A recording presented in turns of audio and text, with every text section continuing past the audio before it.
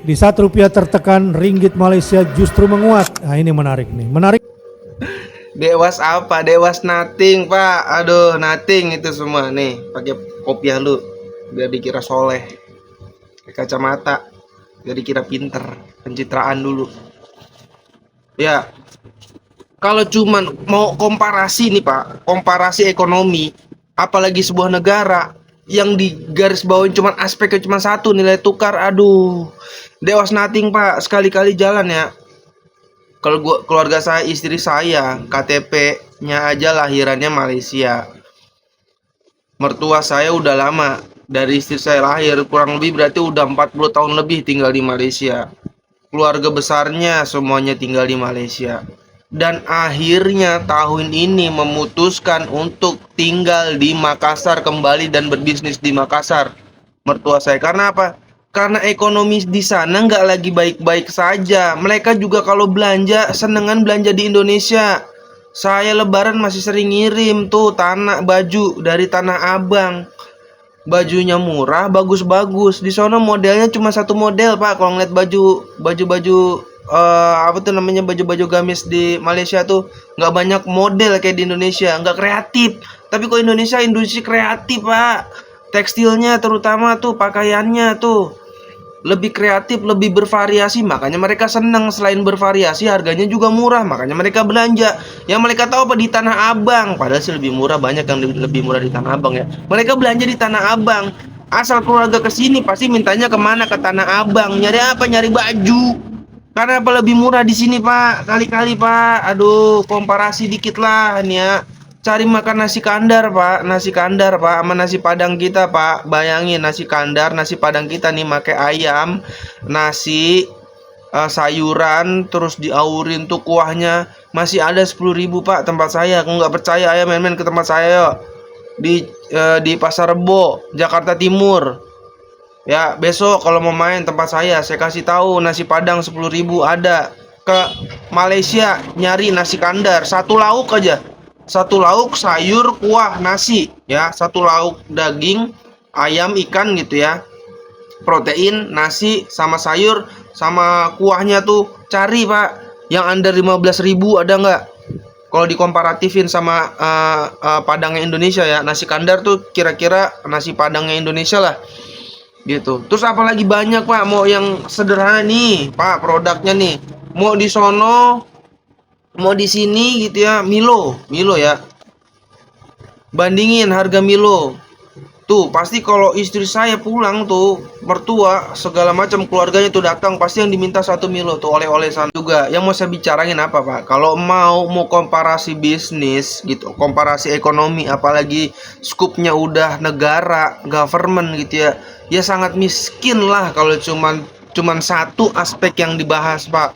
Apalagi cuman masuknya yang dibahas cuman dari aspek nilai tukar. Kita bahas yang lebih ekstrim, boleh.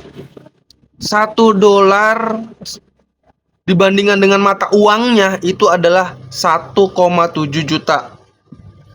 1 dolar dapat 1,7 juta rial Iran. Tapi ketika invasi, Amerika juga kewalahan ngelawan itu Iran. Artinya apa? Teknologi pertahanan mereka sudah cukup baik, bisa menahan Amerika. Yang Amerika pikir nilai tukarnya aja udah ugal-ugalan kan gitu. Akhirnya mereka, pikiran Amerika tuh, mereka nggak akan bisa berimprovisasi apa-apa ketika nilai tukarnya aja nggak bisa berbuat banyak.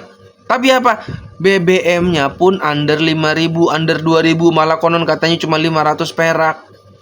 Makanannya tersedia banyak, padahal lagi kondisi perang, penuh supermarketnya. Harga makanannya juga terjangkau. Bila dibandingin sama Indonesia, 50-50 lah. 11-12 harganya sama Indonesia tuh. Artinya apa? Mereka mampu memanage lepas dari ketergantungan dolar. Hari ini kita ditakut-takutin dolar rusak gitu kan. Rupiah rusak gara-gara dolar tinggi, gara apa? Karena textbook buku ekonomi, buku putih ekonomi kita tuh sama. Jadi itu apa yang bikin mereka nih, orang Eropa, orang Amerika, orang Inggris, kan gitu, buku putihnya yang kita pakai mereka, ya jelas lah mereka nulis, lu kalau pakai dolar begini begini begini, lu kalau nggak pakai dolar begini begini. Ya karena mereka yang nulis. Akhirnya itu yang kita pegang, itu yang kita pedomani. Akhirnya apa? Itu yang kita serap. Kan gitu. Orang kita buku putihnya buku putih perekonomiannya itu yang kita pakai. Coba kalau kita pakai buku putih buku kita sendiri, kan gitu. Yang nggak harus menggunakan dolar. Amerika punya peradaban apa sih, Pak? Indonesia punya peradaban, Cina punya peradaban, Mohenjo-daro, Harappa, Iran punya peradaban. Amerika nggak punya peradaban, tapi kenapa dia bisa menguasai preman dunia, Pak? Dia menang, kan gitu. Menang perang dunia kedua itu doang. Jadi preman dunia. Kalau nggak jadi preman dunia, jadi gelandangan. Sekarang Amerika juga, karena jadi preman dunia aja, jadinya berani begitu ngatur-ngatur. Gitu kan, lu harus pakai dolar, lu harus karena apa? Dia lagi nyebar inflasi ke negara lain. Gue mau bikin duit nih, nyetak duit sama gue nih, inflasinya apa? Inflasinya disebar ke seluruh dunia. Enak di Amerika tuh, kita yang pusing. Terus kita mau banggain lagi dolar. Aduh. Contoh Iran, Pak. $1 1,7 juta rial Iran, bayangin. Tapi mereka harga barang-barangnya terjangkau, BBM-nya jangan ditanya, produknya juga banyak di pasaran, nggak terjadi kelangkaan. Kenapa? Mereka mampu berdikari, padahal mereka diembargo puluhan tahun, tapi mampu berdikari. Tuh, kalau mau kritik, oke, kritik.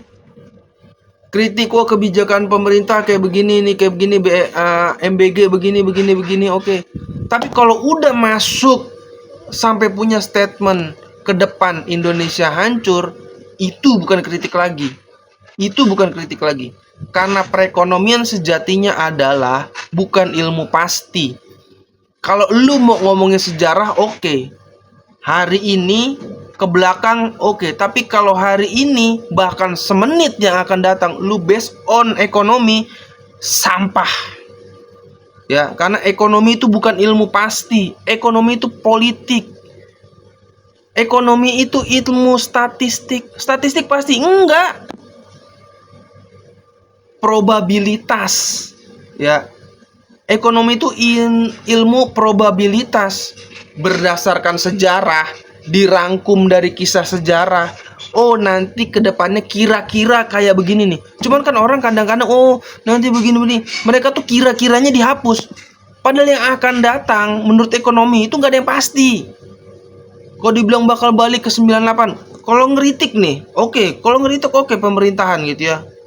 Terserah lu mau ngeritik apa. Cuman kalau sampai pada kesimpulan dolar bakal menyentuh 25, 30, 50 ribu, jangan bilang itu fakta.